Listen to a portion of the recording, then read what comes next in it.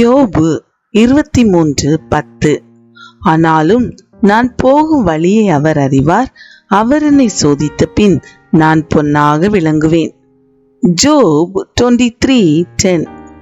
But he knows the way that I take.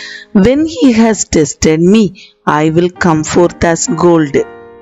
உன்னுடைய வாழ்வில் சில சூழ்நிலைமைகளை கத்தர் அனுமதிப்பது நீ கத்தரோடு இன்னும் நெருங்கி சேர்வதற்கு தான். ஆண்டவர் அனுமதிக்கும் சூழ்நிலைமைகளை பார்த்து முறுமுறுக்காமல் அவர் நடத்தும் வழிகளில் பொறுமையோடு நாம் நடக்கும்போது ஆண்டவர் நம் வாழ்வில் கிரியையை செய்வதை நாம் உணர்ந்து கொள்ளலாம்.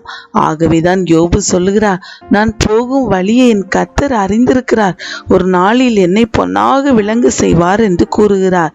உன்னுடைய வாழ்விலும் நீயும் பொன்னாக மாற ஆண்டவர் அனுமதிக்கிற பாதைகளில் பொறுமையோடு காத்திரு.